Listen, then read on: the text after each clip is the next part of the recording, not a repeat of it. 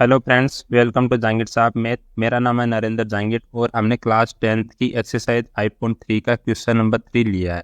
In an AP given A3 is equal to 15, S10 is equal to 125, find D and ए10 find out करना है। ठीक है, तो ऐसे टाइप के क्वेश्चन को सोल्व करने के लिए हम क्या करेंगे, जो एपी के लिए फॉर एपी के लिए वी नो क्या होता है, जैसे ए एन होता है। ए एन nth टर्म अगर हमें फाइंड आउट करनी होती है तो क्या होता है, A+n-1 × d। ठीक है, तो A3 दिया हुआ है। ठीक है, तो हमें ना ए की वैल्यू पता है ना एन की वैल्यू पता लगी। यहाँ पे एन की वैल्यू कितनी है, 3 है, और डी की वैल्यू भी नहीं पता। तो यहाँ रखते हैं हम A3। तो A3 is equal to A+3-1 × d। ठीक है, A3 की वैल्यू कितनी दे रखी है, 15। तो 15 इज इक्वल टू A+3-1 कितना हो जाएगा, 2d। ये इक्वेशन नंबर 1 आ गई हमारी। ठीक है, अब क्या दूसरी कंडीशन दे रही कि S10 के लिए हम जानते हैं वी नो AP के लिए SN कितना होता है, SN is equal to n/2 2a + n-1 × d। ठीक है, तो S10 दे रखा है, तो S10 n की जगह 10 रखेंगे, तो 10/2 2a + n-1 × d। ठीक है, अब S10 की वैल्यू कितनी दे रखी है, 125। तो 125 इज इक्वल टू 10/2, ये हो जाएगा 5, और ये यहाँ पे 2a की वैल्यू हमें नहीं पता, प्लस 9 10-1 कितना हो जाएगा, 9d। ठीक है, तो इसको हम सॉल्व करेंगे तो 5 को इधर डिवाइड में ले आएंगे, तो कितना आ जाएगा, 125 divided by 5 is equal to 2a + 9d। ठीक है, तो 2a + 9d कितना हो जाएगा, अगर इसको राइट साइड वाले को लेफ्ट में ले गए, इज इक्वल टू 125/5 कितना हो जाएगा, 25। ये इक्वेशन नंबर 2 बन गई हमारी। ठीक है, और ये इक्वेशन नंबर 1 है। इक्वेशन नंबर 1 को हम ऐसे भी लिख सकते हैं, A+2d इज इक्वल टू 15।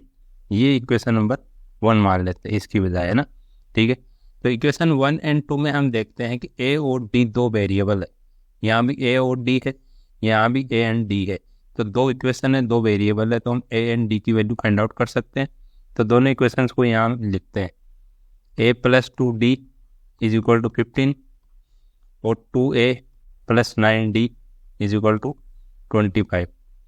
ठीक है, अब यहाँ हम देखते हैं कि अगर इक्वेशन 1 एंड 2, इक्वेशन 1 को अगर 2 से मल्टीप्लाई कर दे, ठीक है, पूरा 2 से मल्टीप्लाई कर दे, तो कितना आ जाएगा, 2a + 4d is equal to 30। ठीक है, अब यहाँ भी 2 है, यहाँ भी 2 है, तो इक्वेशन नंबर ये 3 बन गई। इक्वेशन 3 - 2 कर देंगे अगर, तो इक्वेशन 3 - 2, तो लेफ्ट साइड वाला माइनस करते हैं, 2a + 4d, और ये माइनस करेंगे तो माइनस का 2a, और ये माइनस का हो जाएगा -9d इज इक्वल टू 30। ये 30 और ये माइनस का 25, तो ये प्लस का 2a, ये माइनस का 2a कैंसिल आउट हो जाएगा। 4d - 9d कितना बचा, -5d। ठीक है, इज इक्वल टू 30 - 25, ये 20, ये सीधा बचा 5। ठीक है, 5, तो d की वैल्यू कितनी आ जाएगी, 5/-5 is equal to d is equal to -1। ठीक है, तो d की वैल्यू हमारे पास -1 आ गई, तो इक्वेशन नंबर 1 या 2 में हम रख के a की वैल्यू फाइंड आउट कर सकते हैं। So from equation 1 a + 2 × -1 d की वैल्यू इज इक्वल टू 15 है, तो a - 2 इज इक्वल टू 15, तो a इज इक्वल टू 15 + 2, 2 हो जाएगा प्लस का, तो a इज इक्वल टू आ गया 17। ठीक है, a एंड d की वैल्यू हमें मिल गई, तो हम क्या कर सकते हैं, क्या पूछा था हमने, d की वैल्यू पूछी थी, d की वैल्यू -1 आ गई, और A10 की वैल्यू पूछी है। सो A10 कितना हो जाता है, ये इस फॉर्मूले में रखेंगे, तो a + 10 - 1 × d। a की वैल्यू हमारे पास है 17, प्लस 10 - 1 कितना होता है, 9 × d की वैल्यू -1 है, तो 17, और 9 × -1 -9 हो गया, तो A10 की वैल्यू कितनी आ जाएगी, 17 - 9, ये हो गया 8, तो ये 8 आ गई। तो दोनों की वैल्यू हमने निकाल के शो कर दी यहाँ पे, ए 10 की वैल्यू मिल गई और डी की वैल्यू मिल गई। तो यही हमें फाइंड आउट करना था। अब इसका फिफ्थ पार्ट सॉल्व करते हैं। तो इसका हमने फिफ्थ पार्ट लिया है। फिफ्थ पार्ट में दे रखा है d is equal to 5, S9 is equal to 75, find a and A9। A and A9 की वैल्यू हमें फाइंड आउट करके शो करनी है। तो हमें पता है कि 4 एंड AP के लिए nth जो टर्म होती है AN कितना होता है, A plus N minus 1 into D. ठीक है, तो A9 अगर हम यहाँ से निकालेंगे, A9 क्यों निकालेंगे, क्योंकि A9 की वैल्यू हमें निकालनी है।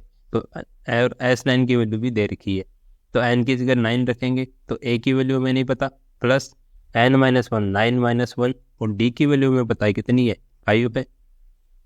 तो A9 is equal to A plus 9 minus 1 8 into 5 कितना हो जाएगा 40।